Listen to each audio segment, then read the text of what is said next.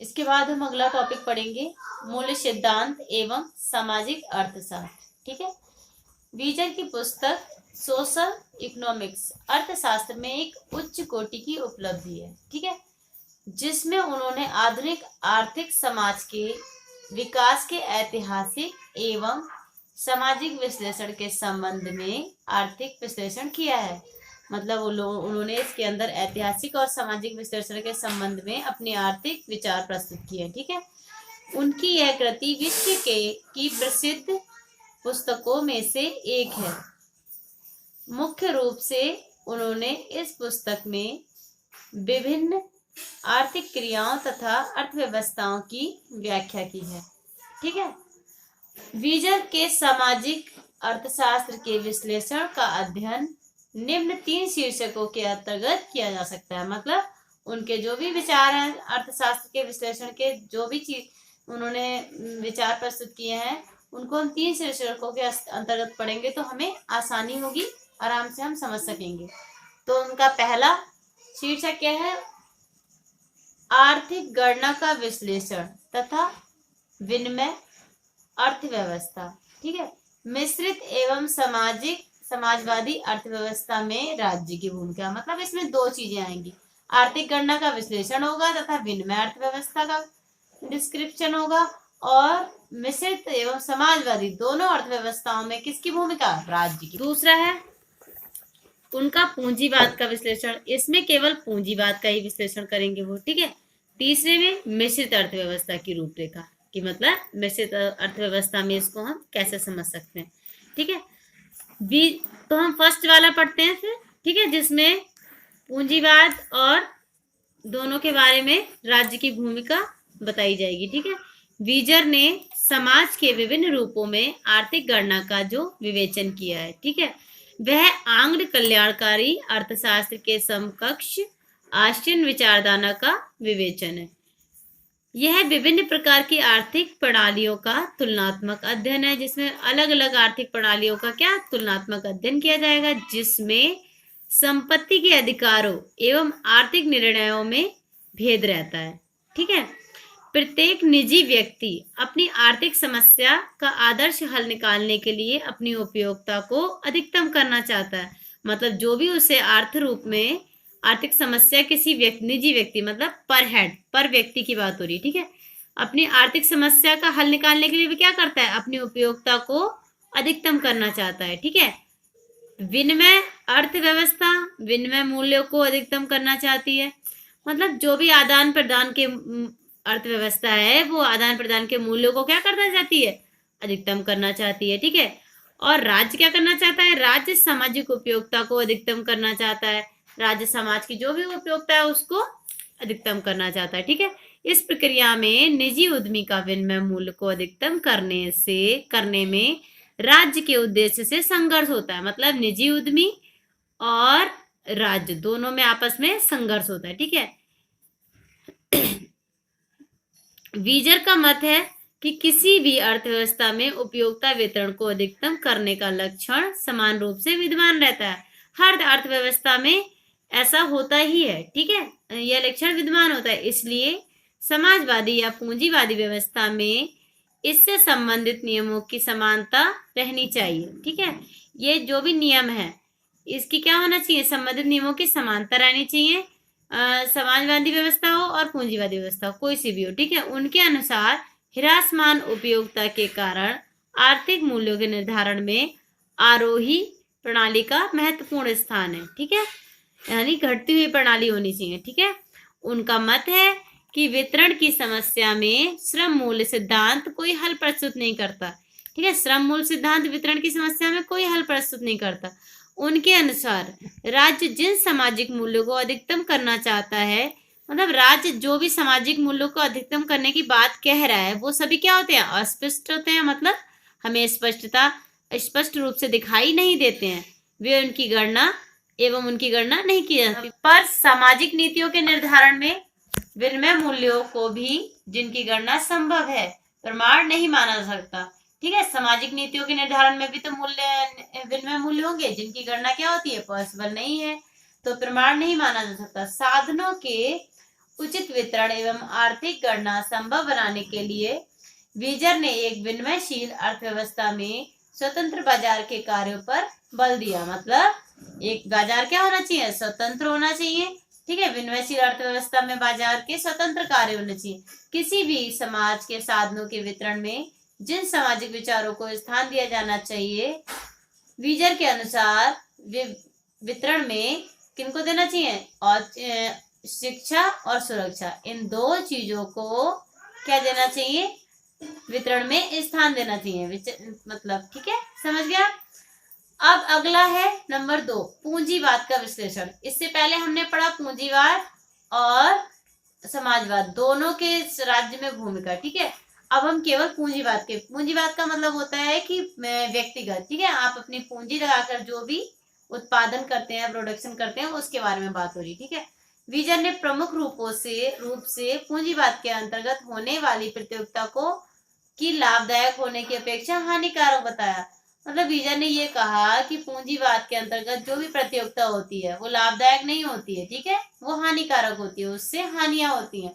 उनके मत में जो परंपरागत, ठीक है, उन्होंने बताया क्या, औचित्य का विचार है वही सतत होने वाली कीमतों के संघर्ष को रोकता है। ठीक है, औचित्य का विचार वही है जो सतत होने वाली कीमतों के संघर्ष को रोकता है। ठीक है, उनके अनुसार अत्यधिक प्रतियोगिता के कारण ही आर्थिक संकट पैदा होता है।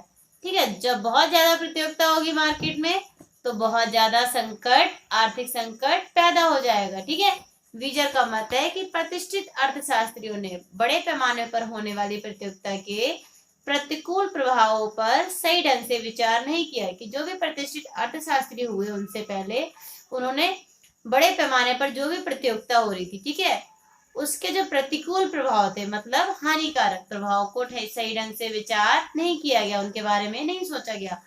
अत्यधिक प्रतियोगिता से अति उत्पादन, मतलब जब लोग कुछ लोग जिनके पास ज्यादा पूंजी होती है, जब वो अपनी पूंजी लगाकर मार्केट में अपना अपना कार्य करते हैं तो वो क्या एक दूसरे से प्रतिस्पर्धा की वजह से अधिक उत्पादन कर देते हैं। ठीक है, जिससे क्या होती है, बेरोजगारी को प्रोत्साहन मिलता है। बेरोजगारी को कैसे प्रोत्साहन मिलेगा, क्योंकि अति उत्पादन करने के लिए वो लोग मशीनों का उपयोग करेंगे, और मशीनों को उपयोग करने से जो लोगों को रोजगार प्राप्त हो रहा था वो उनसे छिन जाएगा। ठीक है, इसलिए बेरोजगारी को क्या मिलेगा, प्रोत्साहन। विजर ने प्रतिष्ठित अर्थशास्त्रियों के प्रतियोगिता के समर्थन के विचार का विरोध किया। विजर ने क्या किया, इन सबकी प्रतियोगिता के समर्थन के विचार का विरोध कर दिया। उन्हें ये अच्छा नहीं लगा, इसलिए उनको इसे रोकने के लिए इसका विरोध किया। ठीक है, और इस संदर्भ में वे ऐतिहासिक विचारधारा के अति निकट हैं। ठीक है, और इस संदर्भ में वे क्या है, ऐतिहासिक विचारधारा के अति निकट हैं। ठीक है, उनके ही शब्दों में उन्होंने एक कोटेशन दी है जिसके बारे में हम पढ़ेंगे। ठीक है, वह क्या है, प्रतिष्ठित अर्थशास्त्रियों का विचार था कि अहस्तक्षेप का सिद्धांत, मतलब जिसमें कोई भी हस्तक्षेप ना करे, कोई भी बाधा उत्पन्न ना करे, ठीक है, सब कालों में लागू होता है, यह सारे कालों में लागू होता है। ठीक है, परंतु अब यह अस्वीकृत हो चुका है। ठीक है, राज्य द्वारा संरक्षण का सिद्धांत आधुनिक आर्थिक नीति का सबसे महत्वपूर्ण सैद्धांतिक परिणाम है। मतलब उनके कहने का मतलब है कि राज्य का संरक्षण जो है वो आधुनिक नीति के महत्वपूर्ण सैद्धांतिक परिणाम है। ठीक है, जिसे स्वीकार कर लिया गया है। अब उसने क्या, सबने उसको क्या कर लिया, स्वीकार।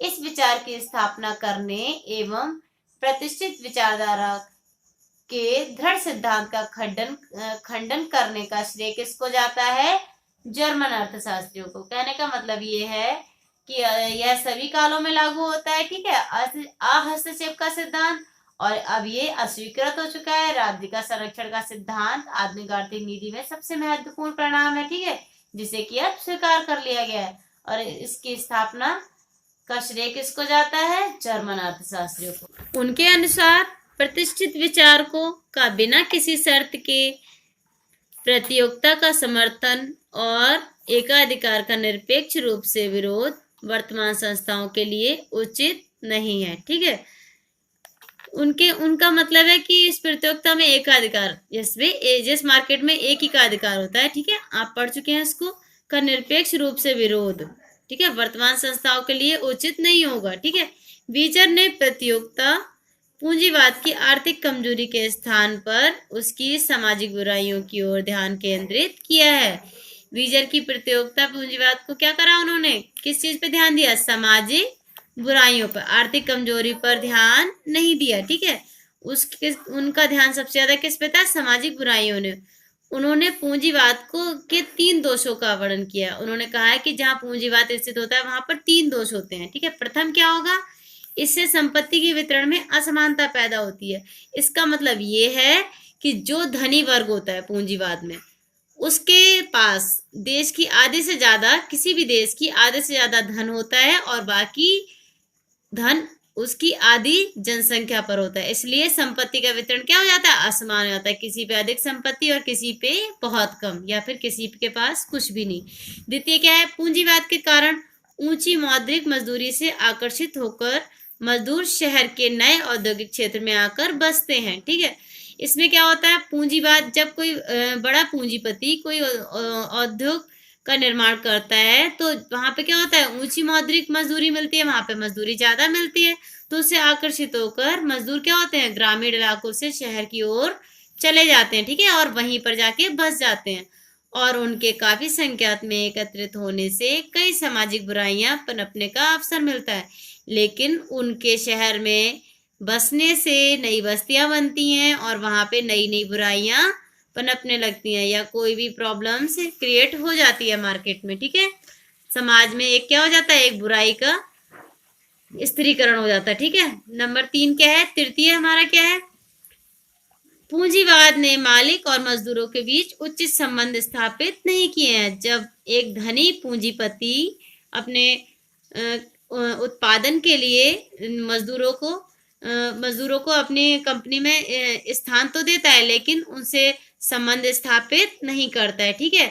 तो इस संदर्भ में उन्होंने मजदूरों के संघों का समर्थन किया है, मतलब बेमजदूर संघ जो अपनी मांगों को पूरा करने के लिए बनाए जाते हैं, ठीक है, क्योंकि उनका विश्वास था कि मजदूर संघ उद्यमियों के श्रम प्रतियोगी मूल्य का भुगतान करने के लिए तैयार कर सकते हैं। रियल में पूंजीपति उनको सही मजदूरी देने की इच्छुक नहीं होते हैं, लेकिन जब श्रम संघ उनसे मांग करता है तो वो उनकी बातें मांग पूरी कर देते हैं। तो उन्होंने क्या किया है, इसका समर्थन किया है, किसका, मजदूर संघों का, कि मजदूर संघों के द्वारा क्या होता है, उनको श्रम प्राप्त होता है जो जो उनके लिए एबल है, मतलब जिसके वो हकदार है, ठीक है। अब पढ़ते हैं हम नंबर 3 यानी मिश्रित अर्थव्यवस्था, जो कि हमारे भारत की अर्थव्यवस्था है, ठीक है, जहाँ पे समाजवादी और पूंजीपति दोनों ही क्षेत्रों में आर्थिक व्यवस्था पाई जाती, ठीक है। बीजर मिश्रित अर्थव्यवस्था के पक्ष में थे, जिसका प्रेरक तत्व प्रतियोगिता की भावना होगी, ठीक है।